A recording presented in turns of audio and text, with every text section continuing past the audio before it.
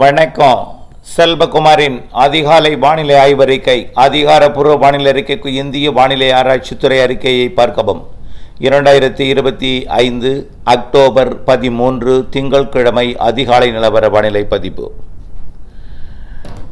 நேற்றைக்கு கன்னியாகுமரி, திருநெல்வேலி, தென்காசி மற்றும் திருவண்ணாமலை, ராணிப்பேட்டை மாவட்டங்கள் எல்லாம் கனமழை பொழிந்திருக்கிறது. இன்னும் பல மாவட்டங்களில் மழை, மிதமானது மழை பொழிந்த நிலையில் டெல்டா மாவட்டங்கள்லேயும் மழை. மன்னார்குடி நகரத்தை சுற்றி, மன்னார்குடி நகரத்தை மையமாக வைத்து 1 மணி நேரம் மழை. மேலும் துருத்துறைப்பூண்டி, அதன் சுற்றுவட்டார பகுதி கோட்டூர், இதெல்லாம் மழை. ஏற்கனவே நன்னிலத்தில் தொடங்கிய மழை குடவாசலெல்லாம் பொழிந்துதான் வந்தது. அதிகபட்சமாக தென்காசி மாவட்டம், தென்காசி 75 மில்லிமீட்டர் கிடைக்கப்பெற்ற தகவலின் அடிப்படையில். தென்காசி மாவட்டம் அழகாபுரி 74 மில்லிமீட்டர், கன்னியாகுமரி மாவட்டம் பூதபாண்டி 71 மில்லிமீட்டர், திருநெல்வேலி மாவட்டம் நாங்குநேரி 70 மில்லிமீட்டர், திருவண்ணாமலை மாவட்டம் Kettavarappalayam 68 millimetre, Devikapuram 66 millimetre, Vakkadai 80 millimetre, Ranipet மாவட்டம் வாலாஜா 71 மில்லிமீட்டர், புதுப்பாடி 70 மில்லிமீட்டர். இன்னும் நிறைய இடங்களில் மழை பொழிந்திருக்கிறது. அந்த மழைப்பொழிவோட அளவு கிடைக்கப்பட்டது அறிவிக்கலாம். இதில் ராணிப்பேட்டை, திருவண்ணாமலை மற்றும் தென் மாவட்ட மேற்கு தொடர்ச்சி மலை, இதெல்லாம் அதிக மழை பொழிந்திருக்கு. ஆங்காங்கேயும் மழையும் பொழிந்திருக்கு. இன்றைக்கு எப்படி வானிலை அமையும் என்பதை பார்ப்போம். இறுதி வரை கேட்டு பயன்பெறணும். அறுவடை விவசாயிகள் கூர்ந்து கேட்க வேண்டும், அன்போடு கேட்டுக்கொள்கிறேன். இப்போ இன்றைக்கு இந்த அதிகாலை நேரத்தில் பார்த்தீங்கன்னா, கோடியக்கரை முனை வேதாரண்யம் பகுதியில் மழை பொழிந்து கொண்டிருக்கிறது. இந்த மழைப்பொழிவு ஒரு 7 மணி வரைக்கும் கூட, 7:30 8 மணி வரைக்கும் கூட அந்த பகுதியில் நீடிக்கலாம். கோடியக்கரை வேதாரண்ய மழை, 4 வேதபதி, பெரிய குத்தகை, தோப்புத்துறை, செம்போடை, புஷ்பவனம் போன்ற பகுதிகளுக்கும் மழைப்பொழிவை கொடுக்கும். அதேபோல் கடலூர் மாவட்டம் மற்றும் மயிலாடுதுறை மாவட்டம் இடைப்பட்ட பகுதியிலேயும் ஆங்காங்கே மழை. மயிலாடுதுறை மாவட்டத்தில் கொஞ்சம் கூடுதல் பரப்பில் மழை நீடித்து கொண்டிருக்கிறது. உள்ளேயும் ஆங்காங்கே மழை இருக்குது. இந்த நிலையில் இன்றைய மழைப்பொழிவு, அடுத்தடுத்த காற்று சுழற்சிகள் செட்டிங்கை மாற்றி செட் பண்ணோம். இப்போ அதிகாலையில் பனிப்பொழிவு வந்திருக்கிறதே என்று உங்களுக்குள்ள ஒரு குழப்பம் ஏற்படும். நல்லா பாருங்கள், மீண்டும் மீண்டும் சொல்கிறது அதான். பனிப்பொழிவு வருகிறது என்றோ, வெயில் அதிகமாக அடிக்கிறது என்றோ கவலையே படக்கூடாது. அதில் எந்த குழப்பமும் வேண்டாம். வெயில் அதிகம் அடித்தா தான் வெப்பத்தால் காற்று லேசாகி மேல் எழும். பனிப்பொழிவு வந்தால் தான் அதை குளிர்விக்கும். மரங்கள் இருந்தால் மரங்கள் குளிர்விக்கும். குளிராலை வந்தால் தான் குளிர்விக்கும். சமவெளி பகுதிகளில் மேலடுக்கிலே குளிர்விக்க காற்று சுழற்சியும் வேண்டும். அப்போ குளிர்காற்றையும் வெப்ப நீராவியையும் கட்டுப்படுத்தி இரு காற்று இணைவை ஏற்படுத்துவதற்கு காற்று சுழற்சிகள் அமைய வேண்டும். ஆக காற்று சுழற்சிகள் வட இந்திய குளிரலையையும் ஈர்க்கும், நிலநடுக்கோட்டு இந்திய பெருங்கடல் நீராவியையும் ஈர்க்கும், அந்த ஒரு இடத்துல உயரக்கூடிய வெப்ப நீராவியையும் ஈர்க்கும், கொண்டு வந்து இரண்டையும் ஒன்றிணைக்கும். ஆக ஒவ்வொரு ஊருக்கும் ஒரு மாதிரியான வானிலை நேரத்துக்கு நேரம், மணிக்கு மணி மாறி அமையும். புரிந்து கொள்ள வேண்டும். இப்போ வேதாரண்யத்தில் மழை பெய்து கொண்டிருக்கிறது கடலோரத்தில். ஆனால் உள்ளே பனிப்பொழிவு இருக்கும் ஆங்காங்கே. காரணம், நீராவி காற்றும் வெப்பக்காற்றும் இணைவு இடத்துல மழை. குளிர்காற்று மட்டும் வந்தால் அது பனிப்பொழிவு. மேகம் மட்டும் உருவாக சாதகம் இருந்தால் இன்னும் ஒரு வித்தியாசமான வானிலை இருக்கும். இன்றைக்கு எங்கே மழைப்பொழிவு என்பதை பார்ப்போம். இப்போ இந்த வேதாரண்யம் மற்றும் நாகப்பட்டினம் மாவட்ட கடலோரம் மற்றும் மயிலாடுதுறை மாவட்ட கடலோரத்தில் நீடித்து கொண்டிருக்கூடிய மழை பொழுது விடிந்ததும் விலகும், ஒரு 7:30 மணிக்குள்ள. பிறகு இன்றைய மழைப்பொழிவு மீண்டும் மேற்கு தொடர்ச்சி மலை மாவட்டங்களில் மதியமே தொடங்கும்.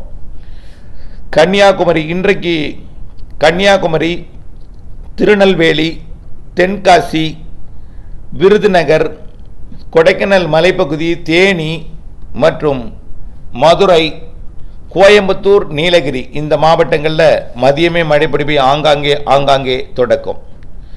இதே நேரத்தில் டெல்டாவிலும் தொடக்கும். நல்லா புரிஞ்சுக்குங்க அறுவடை விவசாயிகளே, காலையில் கிடைக்கக்கூடிய இந்த இடைவெளியை பயன்படுத்துங்க. வேதாரண்ய பகுதியில் மட்டும்தான் மழை பெய்துட்டு இருக்கு, இங்கே வராது.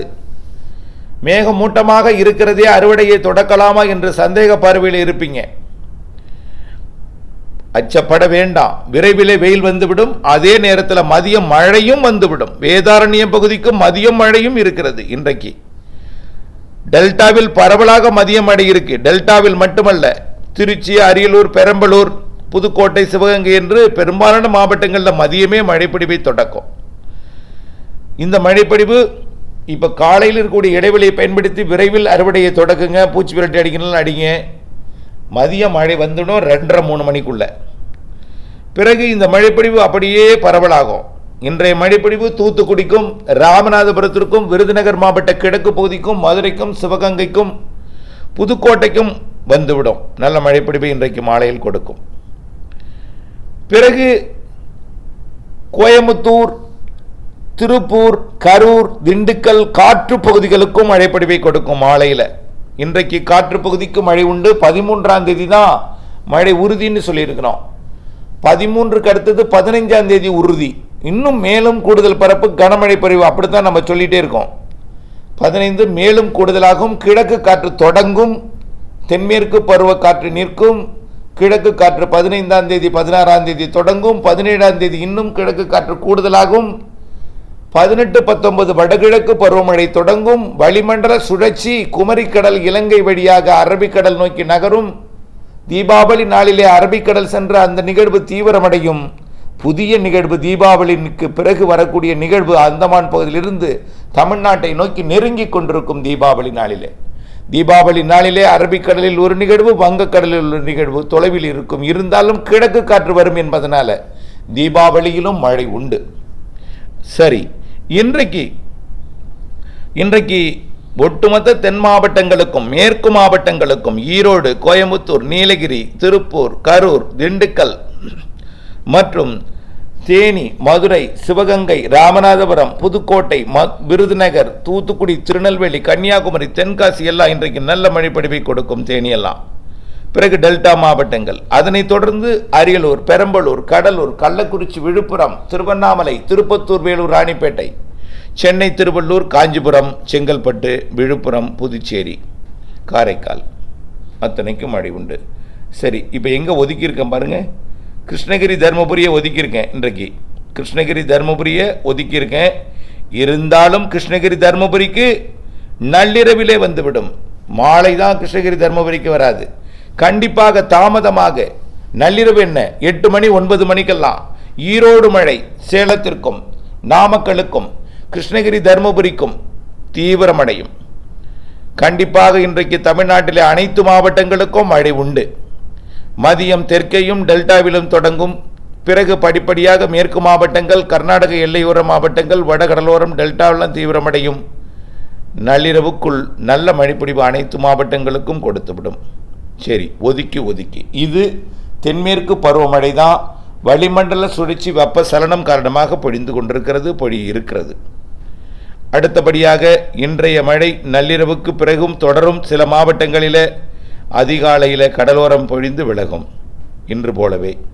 சரி, செவ்வாய்க்கிழமை நாளை 14ஆம் தேதி மீண்டும் தென் மாவட்டங்களில் மதிய மழைப்பிடிப்பை தொடங்கி அனைத்து மாவட்டங்களுக்கும். இதில் இன்றைய விட நாளை பரப்பில் குறைந்திருந்தாலும் பெய்யாத இடங்களுக்கு நாளை பொழியும். 15ஆம் தேதி இன்றைய விட மழைப்பொழிவு கூடி காணப்படும். 15ஆம் தேதி கிழக்கு காற்று தொடங்கவும் தென்மேற்கு பருவக்காற்று ஓய்வெடுக்கவும் சாதகமான நாளாக தெரிகிறது. 15ஆம் தேதி தென்மேற்கு பருவமழை திசை மாறி வடகிழக்கு பருவக்காற்றை தொடங்குவதற்கு முந்தைய கிழக்கு காற்று தொடங்கும்.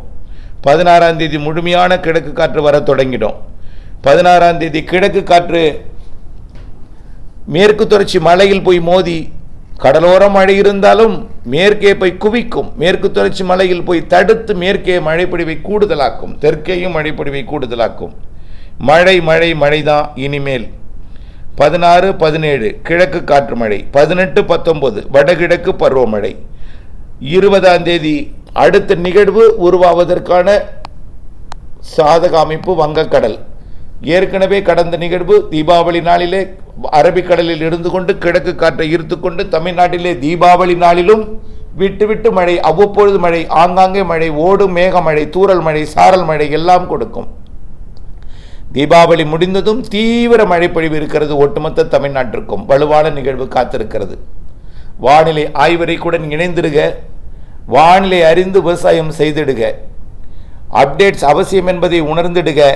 வரக்கூடிய மாதங்களிலே படிப்படியாக மழைப்பொழிவு அதிகரிக்கும். சிறு நிகழ்வும் அதிக மழை தரும். வலுவான நிகழ்வும் உண்டு. ஏற்கனவே ஏரி குளங்கள் நிரம்பி இருக்கிறது, அணைகள் நிரம்பி இருக்கிறது. தென்பண்ணை ஆற்றில் இருந்தெல்லாம் அதிக அளவு நீர் வெளியேற்றப்பட்டு கொண்டிருக்கிறது. படிப்படியாக இந்த தண்ணீர் வெளியேற்றுவது அளவில் கூடும். பிறகு சீராக வெளியேற்றப்பட்டாலும் மழை பொழிவுக்கு ஏற்ற நீர் திறப்பெல்லாம் அனைத்து அணைகளிலும் இருந்தும் இருக்கும். மேற்கு தொடர்ச்சி மலை மாவட்டங்கள், தென் மாவட்டங்கள் வரைக்கும் தென்மேற்கு வடகிழக்கு பருவமழை எட்டி பிடிக்கும். கேரளாவிற்கும் பொழியும் என்று ஏற்கனவே சொல்லியிருக்கிறோம். ஒவ்வொரு நிகழ்வும் தமிழ்நாடு வளிமண்டலம் கடந்த அரபிக்கடல் செல்லும்.